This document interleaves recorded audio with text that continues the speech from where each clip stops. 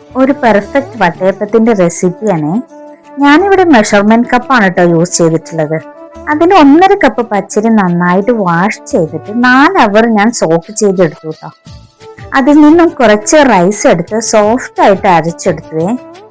നമ്മളിപ്പോ ഈ അരച്ചെടുത്ത മാവുണ്ടല്ലോ, അതിൽ നിന്നും ഒരു 1/4 കപ്പ് മാവ് എടുത്തിട്ട് കൂടെ അതേ കപ്പിന് ഒരു 3 കപ്പ് വെള്ളവും ചേർത്തിട്ട് ഞാൻ നന്നായിട്ട് കുറുക്കി എടുത്തു കേട്ടോ. ഇങ്ങനെ കുറുക്കിയെടുക്കുന്ന സമയത്ത് നമ്മൾ നന്നായിട്ട് മിക്സ് ചെയ്തുകൊണ്ടേ ഇരിക്കണേ. ശേഷം അതൊന്ന് തണുക്കുമ്പോഴേക്കും നമുക്ക് ബാക്കിയുള്ള റൈസും അതിൻ്റെ കൂടെ ഒരു 1/2 കപ്പ് തേങ്ങയും ആവശ്യത്തിന് വെള്ളവും ചേർത്തിട്ട് നന്നായിട്ട് അരച്ചെടുക്കാം. പിന്നീട് ഈ കുറുക്കിയെടുത്തതിൻ്റെ കൂടെ 1/2 കപ്പ് പഞ്ചസാരയും 1/2 ടീസ്പൂൺ ഈസ്റ്റ്, 1/2 ടീസ്പൂൺ മൊത്തമായിട്ടില്ല കേട്ടോ, കുറച്ച് കമ്മിയായിട്ടാണ് എടുത്തിട്ടുള്ളത്. അതിൻ്റെ കൂടെ തന്നെ 1/2 ടീസ്പൂൺ ഉപ്പും ചേർത്തിട്ട് നന്നായിട്ട് അരച്ചെടുത്തതിൽ മിക്സ് ചെയ്തേ. വളരെ നന്നായിട്ട് വേണം കേട്ടോ മിക്സ് ചെയ്യാൻ. ഒരു 3-3.5 അവർ കറക്റ്റ് ആയിട്ട് നമ്മളിത് റെസ്റ്റ് ചെയ്യാൻ വെക്കണം. അപ്പോഴേക്കും മാവ് നന്നായിട്ട് ഫോം ആയിട്ടുണ്ടാവേ. ഇനി നമുക്ക് ചെറുതായിട്ട് മാത്രം ഒന്ന് മിക്സ് ചെയ്യാമേ.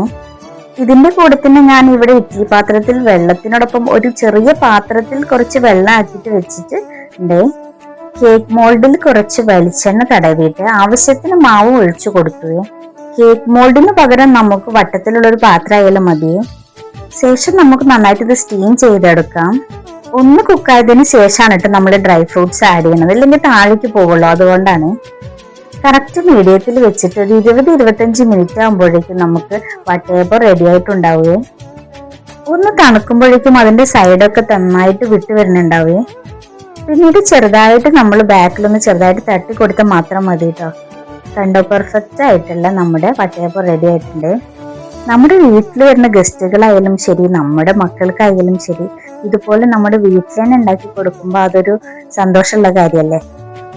ഫസ്റ്റ് ഉണ്ടാക്കിയ വട്ടയപ്പം ഞങ്ങൾ അപ്പം തന്നെ തീർത്തു വിട്ടു എല്ലാവരും. പിന്നീട് അതിൽ 2 വട്ടയപ്പം ഉണ്ടാക്കാനുള്ള മാവ് അതിലുണ്ടായിരുന്നു കേട്ടോ. അപ്പൊ കറക്റ്റ് ആയിട്ട് പറഞ്ഞിട്ടുണ്ടെങ്കിൽ 1.5 കപ്പ് മാവിലും നമ്മൾക്ക് എങ്ങനെയായാലും ഒരു 3 വട്ടയപ്പം ഉണ്ടാക്കാം. അപ്പൊ ട്രൈ ചെയ്യൂ, ചാനൽ സബ്സ്ക്രൈബ് ചെയ്യൂ കേട്ടോ.